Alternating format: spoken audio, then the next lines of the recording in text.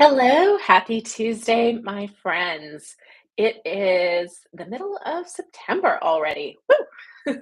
Time is flying by. So, I have a handful of announcements, and then today's topic is basically an FAQ. So, frequently asked questions. When I was at FinCon last week, I ended up jumping on stage and answering, filling in for a speaker that didn't show.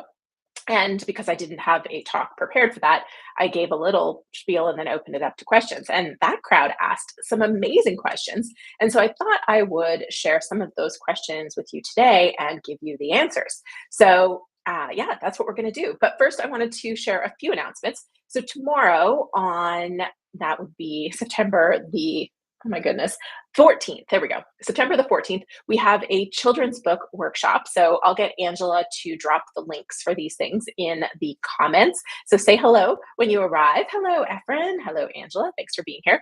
So we've got a children's book workshop tomorrow. Uh, the following weekend, we have our deep dive, which is going to go into marketing. We're going to talk about, other people's audiences, using other people's audiences to sell books, grow your brand, grow your business from your book. So that's going to be a really fun deep dive session that is happening. I should have wrote down all these dates. EA, welcome. Bill, welcome.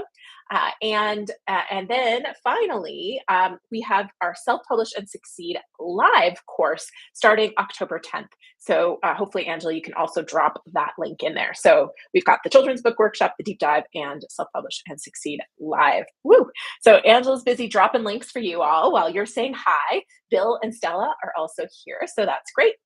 But I am not going to waste a moment because I do have a little bit of a timeline I'm on today. I'm going to dive right into these questions. So, the first question that I wrote down for you all kind of actually is a good one for you, Bill, as you say you're looking for a literary agent. So, the question that somebody in the audience at FinCon asked me was, why would someone self publish if they can get a traditional book deal? And my answer was, only they would probably still self publish if the book deal wasn't worth signing. Now, everybody's going to have their own criteria of what makes a book deal worth signing. However, I shared a few things that people thought or people found surprising, which was, considering that it's especially because we're talking nonfiction, but even in fiction, this is your intellectual property. And when you have a book deal, when you have a traditional deal, you're giving the publisher the rights to that content. This does limit what you can do with that content. You will have challenges giving it away for free if you want to do that for lead generation.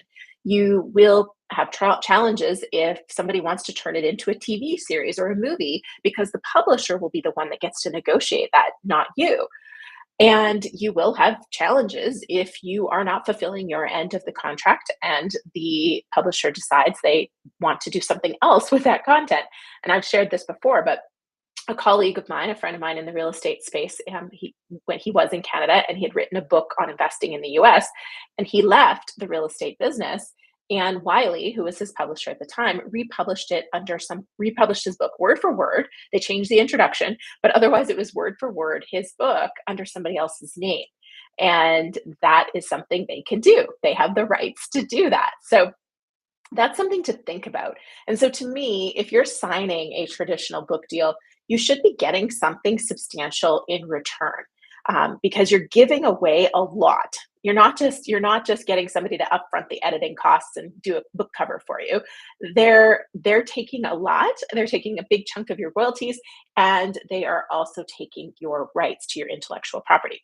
So you want to ideally negotiate a big signing bonus, which is going to be tough to do if you don't have a large audience or there isn't something really in demand about your topic.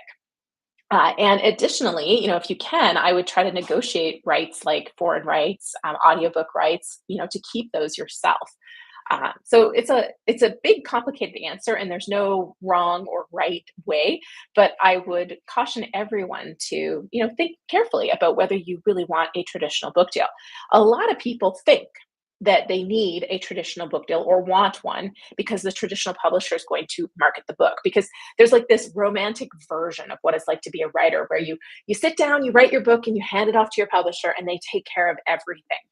That is so far from the truth. You are responsible for marketing your book, whether you self publish or traditionally publish. Sure, the traditional publisher will give you some marketing support, usually for the first month or maybe the first 3 months. But even then, they're looking at you as to how are you selling books. So you really want to be the one that is driving that traffic. So whew, a lot to cover on that subject, but that was kind of my answer for the audience there and what I said. And I'm looking here. Okay, great. Thanks for posting all of those. Um, if sorry. Oh, thanks for posting all the links there, Angela. And um, Quizmaster China. Yeah. So I checked out the workshop, the children's book workshop from Self Publishing School, and I thought it was pretty solid. They let me check it out before I agreed to do the workshop, and I've been looking for children's book resources, and so we've sent a lot of people to Keith Wheeler Books for support. I am connecting with April Cox and some other people, and I'm really just trying to help a lot of people with the children's book piece. So, because it's something that comes up all the time and it's not something that we do anything with. But, as I've said before, take a look at everything and figure out what's right for you. It is really something that I think I would love to be able to help people with children's books because it's something that we personally as a household consume a lot of children's books. But, nonfiction is a big enough beast as it is.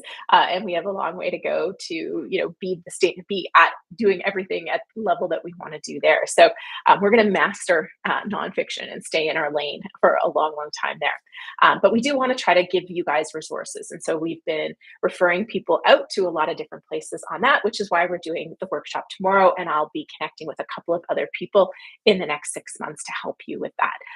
So yeah, I think it's exciting to be able to connect with other people who can help you for those of you doing children's books in other ways. And I'm not sure how to say your name, but Samraj, maybe? I think traditional publishers always have a lower risk than self publishers. They get to choose the best work, have a small upfront cost, higher retained earnings, and mostly no extra obligations. Yeah, for some traditional publishers, that's true to a point. However, when you understand the costs that go into production of a book, and in the larger traditional publishers' case, they're maintaining distribution channels, and there's a cost to that. Like when you go to the airport bookstores and you see the bestsellers, they have the top 10 charts. That's bought and paid for. It doesn't often. Sometimes they match to a bestseller list somewhere, but in many cases, you'll see that if you kind of dig into it, you'll see that, it's got the 1, 2, 3, 4, 5, all the way to 10. That's bought and paid for space. And a lot of the display space and a lot of the bookstores is paid for. So publishers do have they do take a lot of risk. And, producing a high quality book is a very expensive, editors in particular are very expensive. But designing a great cover and doing a lot of the work that has to go into it does have a lot of upfront cost. And you never know for certain what books will sell, but they mitigate the risk by looking to the author, how many people are in your audience, what kind of book sales can you guarantee. And some book contracts, I know a lot of the ones in the real estate space, back 10 years ago when I was in talks, you had to guarantee the sale of 5,000 books. So a lot of people were buying 5,000 books and using them in their audience or at their workshops, but they were buying them from the publisher. And that's how the publisher reduced their risk, was by putting it in the contract that the author had to buy X number of copies. I don't know if that happens all the time or if that was just kind of the standard contract that was happening for real estate books at the time, but that can also be a clause in there. Okay, so let me just check my next question. Oh, this was a cool one. So I've never been asked, I don't think I've ever been asked this before. And the question was, what do you think Rich Dad Poor Dad's hook was? Because I spent a lot of time when I was speaking talking about the outcome of the outcome, so the hook of the book. And, then they also asked why it did so well. So I thought this was a really interesting question, because I do believe that Rich Dad Poor Dad is an example of a book that doesn't have a clearly defined audience. It's kind of like middle class. and so it's not a perfectly defined audience. And The hook, you can interpret the hook in many different ways. My own personal view of the hook was that it was to get your money working for you. You're working hard for your money, so get your money working hard for you. And as a result, you won't have to struggle like poor dad did, right? You can have the freedom and the confidence and the comfort that rich dad had. And I think that that's the hook. But it is a more generic book. And you look at some of the really, really successful books, and they are a little bit more generic. They can reach a wider audience. And I know that makes it feel like, I want to go wider too. I want to do that. But a lot of times it's luck, right? It's luck that got them there. And Rich Dad Poor Dad's story is interesting because in the early days, it was self published and he sold it in car washes in Texas. That's where it started. And it happened that somebody, and I don't remember the precise story here, I've written about it and talked about it before, but somebody bought it and read it at that car wash. And they then were either a publisher or they bought a bunch of copies for their company and it ended up kind of growing from there. I don't remember exactly which way it went. But it was luck and hard work and a cool concept kind of all meshing together. And it was also something I've talked about a lot, which is as a self-published author, get creative. Like you don't have to just sell books on Amazon. You can sell them a lot of different places. So there's a lot of factors that go into that. Curious if you're watching the replay, you can post what you think the hook of Rich Dad Poor Dad was, and any kind of insights you have as to that. And here, feel free to chime in as well. Okay, so next up, the next question I had, and then we're going to do some prizes. Angela, I never got the t-shirt sizes from you, but we have some t-shirts in stock. So I thought we would share some t-shirts today, but I do need to know what sizes we've got, Angela. So hopefully you were able to look that up for me. Okay, so the other question was an interesting one. It was, if you published a few years ago, should you put out a revised edition or a new book, a second edition, or what should you do with it? And the answer to that is a little tricky to generalize because it's going to be very different for everyone. And a lot of it comes back to your goals and what you would do with the book if you did revise it, or why you want to revise it, or whether it would make more sense to just do an entirely new book. So I'll give you a personal example, and then I'll give you one of our clients' examples. So for me, I've talked about this before, but my second book, The New Brand You, I still believe it's a really, really solid book. It did not sell well. And I think, there's a lot of reasons for that. One is the title, which I've also talked about a lot because, doing all the podcast interviews that I did, 80% of them called it The Brand New You. So there's something funky about my title that messes with people. But even more than that, when I wrote it, I kind of broke something that I now talk about all the time, which is I didn't have a clearly defined audience. I wrote it kind of trying to leave real estate behind a little bit and move into a new space to work with, a slightly different audience. And as a result, it didn't have a clearly defined person that it was for. If I had just written it for real estate investors and realtors to help them in the real estate space, it probably would have done really well. So for me, what I do plan to do at some point in the future is to take that book and redo it. And basically, it won't be a second edition, but it's going to have that content really focused on helping authors create their author brand. So it'll be a whole new book. With the purpose of helping authors in this space now. So that would be why I would do it, is because the content, I'd say probably 60% of the content is very relevant for authors. And then I would add a little bit more specific to the book publishing world. So that would be a whole new book. It's enough of a change and enough of a deviation. And that book isn't doing it's not doing very well. It doesn't have a ton of reviews. And so I don't need to tie it to it. A second edition that we did with Todd Tressiter. He wrote a book called "How Much Money Do I Need to Retire?" I believe was what the title was, and it did well. But over time, he found the content needed an update and a refresh because time had changed some of the things, laws or the conditions of the market, and so he wanted to revise the content. As a result, he redid it, and it was, there's enough new content, and we updated the cover and put second edition on it. His audience was the same, his goals were the same, and by doing the second edition, we were actually able, and this doesn't always happen, but we were able to, keep the reviews. So we had to get a new ISBN when it's the second edition and it's revised a lot. You have to get a new ISBN, but we were able to contact Amazon and keep the reviews for that book, which can be a really, really big advantage. Now, and this is kind of, I can see this being a topic for its own video because there's a lot to cover on revised editions and second editions and all this thing.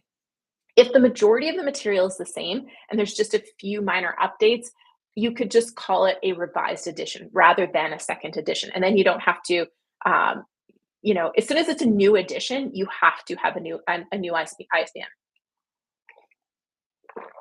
And then that's where you can have complications. If you're just revising a little bit of it, you can keep the same ISBN and just say it's a revised edition.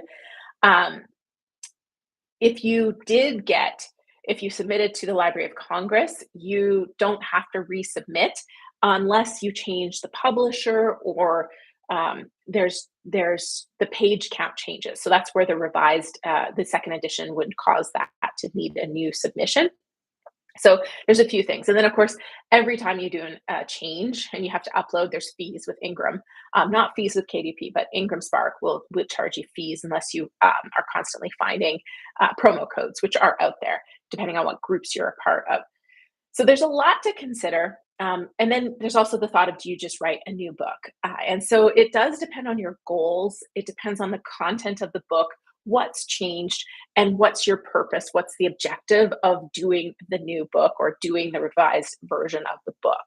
So, it's a lot. It was a big question, and I think it's one that I probably will do its own standalone video on real soon because I think there's a lot of considerations, and they're kind of like a lot of things. There isn't a right or wrong answer to this. It really just depends on your own situation and your book and your goals and all that kind of fun stuff. All right, let's do some prizes. Okay. Cool. And I just checked, and Angela says we have sizes small, large, and a 2XL. So that's our choices. So we don't have medium and we don't have XL. Okay. And let's see. Just checking out what else you guys are talking about. Okay, and I know Angela's writing down your questions, and I will try to leave enough time at the end. I do have to sign off about 1:45 or 22 the hour because I have a meeting here at my office. So, okay, so prizes. Let me go to my random name picker. Of course, if you're new here, every Tuesday and Friday, a new video comes up on the channel. And if you comment the day a video is released, you get entered to win. And that includes today's replay. So, of course, comment. So I've entered everybody into the random name picker, and it's spinning around and around and around. And our first winner is Michael Cook. And so we have the t-shirts, and if none of those t-shirts fit, we have magnets. So those are your choices today. Oh, of course. And we always have copies of Self-Publish and Succeed, which is now a live course. So if you want to work with me to help you get your book drafted, we're going to work on audience. We're going to work on reader identification, hook clarity, creating your outline. We'll brainstorm chapter titles. We're going to set a lot of time aside to write a book. It's going to be over 12 weeks, and that starts October 10th. But in the meantime, you could win a copy of the book. So Michael, I think you have a copy of the book. I don't know if you're here today, but I'm certain you'll watch the replay, so you can email Angela at team@booklaunchers.com. And we have 3 different kinds of magnets. So these are the magnets. They're quite large, but this one says the greatest gift you can give an author is a review on Amazon. Oops. Okay. Next prize for YouTube commenting. Let's see. And of course, if you're here today and you haven't said hello, you do get prizes for participation, which will be my next prize stop. All right, number 2, my second one is Rachel Robertson, who has won everything. So I don't know if she's here, but I am certain she would be okay with us posting or re-choosing, because I know she's won. Is she here? Just looking. I haven't seen her say hello, because I would let her pick. And yeah, Angela said, I just sent her a shirt. Yeah, I know she's won everything. So I'm certain if she's not here, I'm just going to pick again because I know she would be okay with that. She's won a lot. She is a YouTube bestie and one of our beloved team members, contractors. Okay, so the winner is Solo Motivation. Solo Motivation, if you are in the United States, we will send you a t-shirt, a magnet, or a copy of Self-Publish and Succeed. So email us at team, at booklaunchers.com. But please note, there are a limited selection of sizes, and it is first come, first serve. So as Angela noted, we have a small, a large, and hey, Pat, welcome. A small, large, and a 2XL. So drop her a link with your mailing address, what you would like, and if you want a t-shirt, let her know the preferred size. Whew. Okay, so next up, the question that we're going to answer next, and then we're going to go to sorry, I'm watching some of the comments come in. So the next question, how do you take your existing content and turn it into a book? So if you've got a podcast or a blog or you've given talks, then you've got probably a lot of good content that could become a book. What a lot of podcasters in particular try to do is they take their 20 podcast episodes and try to edit those episodes into a book. So each podcast episode becomes a chapter, as an example. And that can get you a book. But if you want it to be a really good book, you want to start with the first thing, which is who's the reader and how are you helping them, and determine that outcome of the outcome. And so of course, you want to think about your content, but more like the theme of the content and the outcome of the outcome that can be derived from that content for a specific reader. That gives you the through line. And then determine what content, AKA chapters, need to go into that book in order to create that desired outcome. At the end of that, you go back to your content and you go, okay, what goes in which chapter? And you fill that in. You'll see gaps. Inevitably, you will see gaps. And now it's your choice as to how you fill in those gaps. You might fill it in by then writing some new blog posts or creating some new podcasts or shooting some new videos, or you might just write it in or have a writer interview you and fill in those gaps. There's no one way to tackle it, but what I don't recommend if you want to have a great book that is something people read and tell others about and are excited about, I wouldn't recommend just taking your content and trying to force it into a book. I would start by figuring out the typical, through line of the book, the content that needs to go in it, and then just take the content that you have and work it through. Yes, it's more work, but it will be a much, much better book than if you just take your content. Now, you can be strategic. Like, we have clients who create courses and they're in the back of their mind while they're creating the course. They know they're going to turn this course into a book as well, and vice versa, of course, too. So that can be very smart and strategic in your thinking as well, because it will take it once you've done the hard work of thinking through this content. The writing of the book is much, much easier. So there's lots of ways to do it, but that's how I would recommend you approach it. And that will help you get a really, really rock solid book. Okay. Final question, and then I'll open it up to your questions with the remaining time I have. But first, let's do a prize, Angela. So today is the 13th, right? Okay, so let's do the 13th person to say hello today after you posted the links. So she posted a link to our children's book webinar, which is happening tomorrow, our deep dive, which is happening Saturday, let me give you the exact date, my friends. It is happening on Saturday, the 24th, I believe, right? Yes, Saturday, the 24th at 10 a.m. Pacific Standard Time, which is going to be all about using other people's audiences to sell books. So we're going to dive into that fun subject. So that's the deep dive. And then there's also a link to Self-Publish and Succeed, which is the live course that I'm running on helping you write your book, 12-week course, and that starts on October 10th.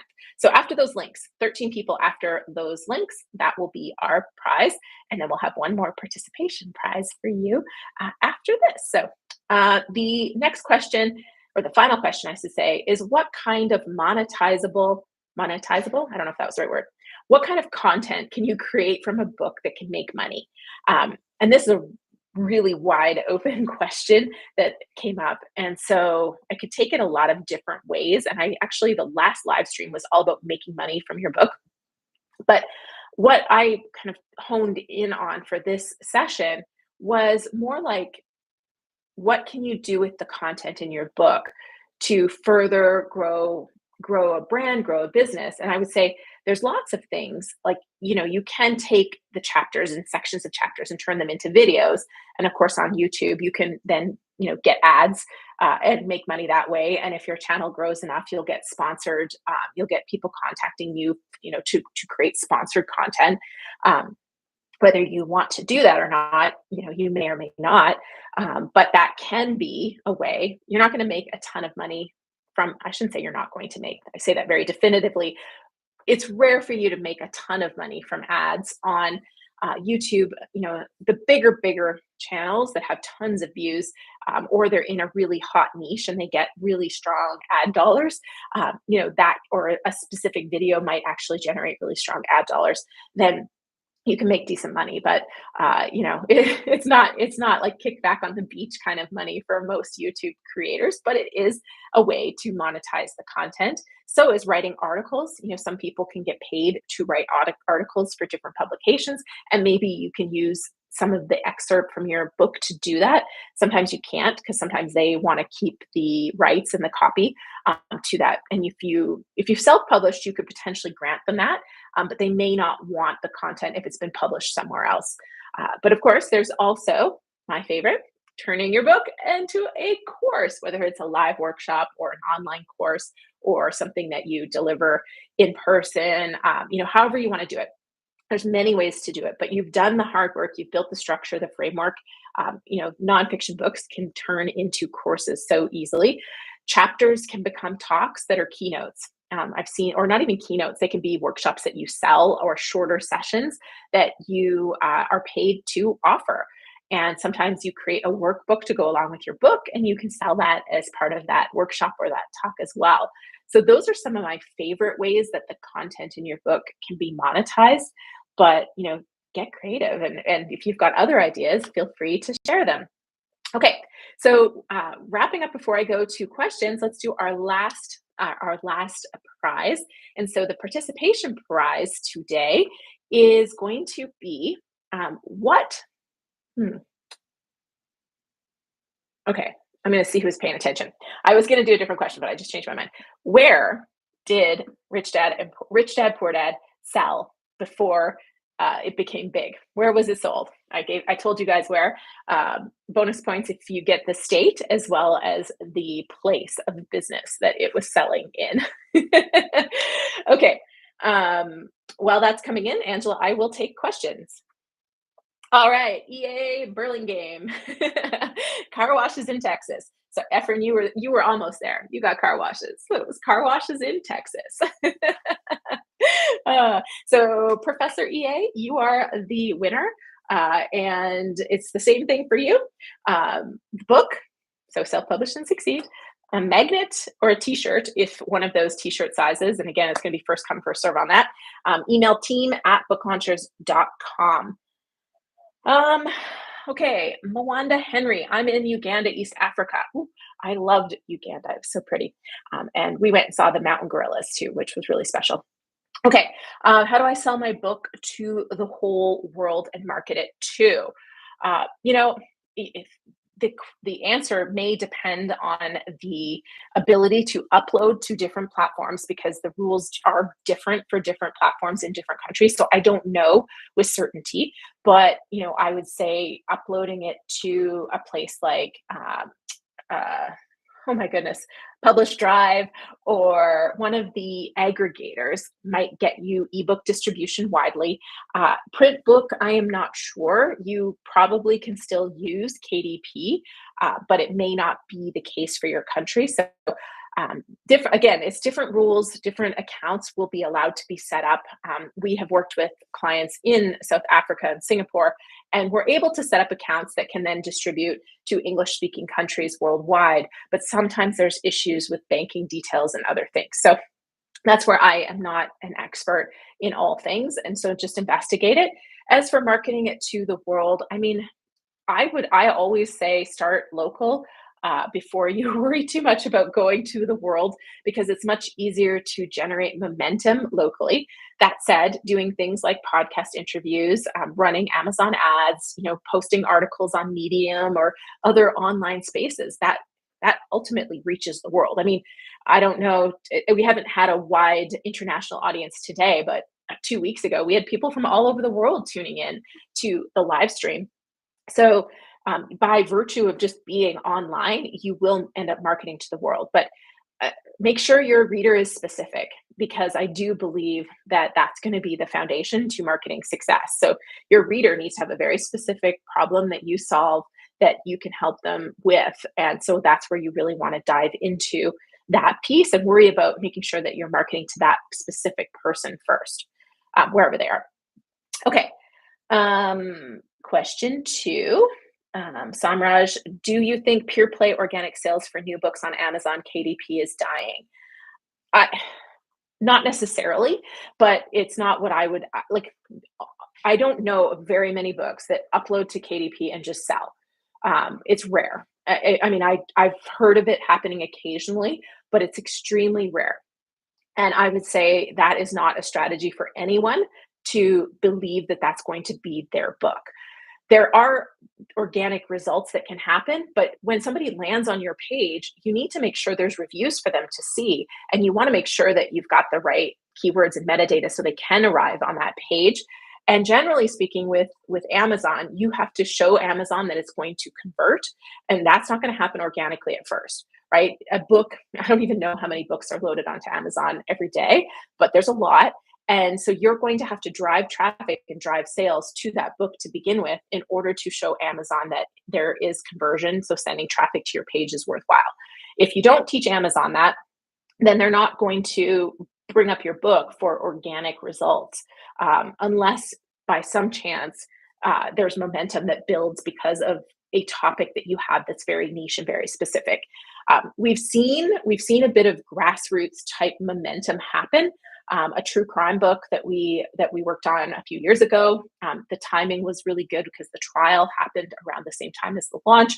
So there was a lot of, I say, grassroots support, because even then, it wasn't necessarily putting it on Amazon and it sold, but there was something that popped up on a Reddit thread. The book trailer popped up on the Reddit thread, and then that drove a ton of traffic to sell the book. And so with that, it gained a lot of momentum and had a lot of organic sales. And then we have another book that's in a very specific industry that's kind of a newer industry. And I think that it gets a lot of organic sales as a result of people, there's not a lot of solutions or books addressing this industry. So not dead, but don't count on it. And you have to have a lot of things right for that to work in your favor. Okay, question three. How to promote books.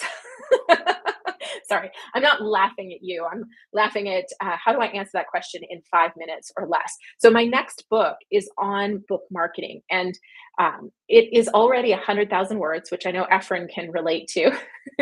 Having a big book, it's 100,000 words. And when Sarah, our book marketing manager, read it, she said, you didn't go deep enough on certain subjects. And so we're re-looking at it again to figure out how can we go get more specific, a little bit more tactical on certain topics without making the book even bigger. So it's a huge subject, but we do have a deep dive coming up on Saturday, and I already said the date and I've already forgotten it. I'm looking at it on my calendar now. Saturday, September 24th at 10 a.m. Pacific Standard Time. I'm going to talk about promoting books to other people's audiences, and we'll dive into it more there, and that will help. Ultimately, having a book that solves a problem for a very specific audience is going to help you promote your book in the long run. Question 4. What are your thoughts on self-publishing a long 2-volume book as one with 2 halves versus 2 smaller, formally as volume 1 and volume 2 separately? One a long 2-volume book. Whew. So that's a good question, Efren. I'm thinking through my answer here. So I'd have to do a little bit of research. I love the idea of having 2 volumes that you could sell together, 2 separate books, but you can sell them together and you can also sell them apart. That gives you some marketing flexibility. There are a lot of challenges with a giant book. I mean, first of all, it's going to be daunting for people to buy it and read it and consume it. And, bigger books, the big books aren't selling as well as I actually have a video, if it didn't come out yet, it's coming out, Do Big Books Sell? And it used to be the case that the bigger books sold better, but they've gotten smaller and smaller as far as the trend goes. So I would think having two books and being able to sell them together as volume one and volume two, kind of as a box set, and having one and two might give you more flexibility. But sorry, I got a little frog here, but I'm not certain. So that's my take on it. Okay. Sorry, you guys. There we go. Okay. Question 5 from Efren. Do you recommend investing time and money to attend 20 books to 50K in November? I loved 20K to 50. Wait, 20 books to 50K last year. I loved it. There's a lot of fiction emphasis. So if you are a fiction writer, it's a phenomenal event. They pack a ton of content into 4 days. It's almost impossible. Well, it was impossible to catch all the sessions that you want to catch. But I did find it quite heavily focused on fiction. And there were times in the day where there was nothing I wanted to attend as a nonfiction focused author. But I did find, and I mean, when I bought my ticket, it was $300. So I don't know what it's at now. And I know their room block at Bolly's, which had good pricing, it's sold out. So although I might be able to help you with that because I have a room reserved on backup. So I could potentially transfer that to you if you were going to go. But so yeah, it does get pricey when you factor in a hotel on the strip and all those other pieces. But I loved it. I was really happy with the content. The networking was pretty cool. There was some great people there, great companies. So if you're interested, you could go. We're going to be there. They also post like 65% of the videos on YouTube after the fact. The sound isn't always good. It's not always great videography, but they do post a lot of the content on YouTube after the fact. So you might be able to catch some of the sessions that you are most interested in then. Right now, I'm going to be there. So that would be an advantage of going, is you can meet me in person. And tentatively, Jacqueline, our production manager, and Sarah, our bookmarking manager, are also planning to go. So, there would be that advantage too. So I don't know if anybody else are coming. I missed the prize. So Angela, who did we give our 13th person prize? I just realized I might not have done that. I don't know if I did. Oh, here we go. Yep, there it is. It's Tim Trott Productions was our 13th comment winner. So Tim, if you're still here, congratulations. Email Angela with your prize choice and your mailing address so that she knows where to send it to. All right. I think that's it. I do have to run. I have folks arriving at my office shortly, if not already here for a meeting. So all those dates, remember tomorrow is the Children's Book Workshop, and maybe Angela can post the comments again here at the end, and I'll put them in the description tomorrow. The deep dive next Saturday, and of course, Self-Publish and Succeed live so we can work together to get your book drafted. Woo. All right. Thanks, everyone. Make it a great rest of the day. Bye.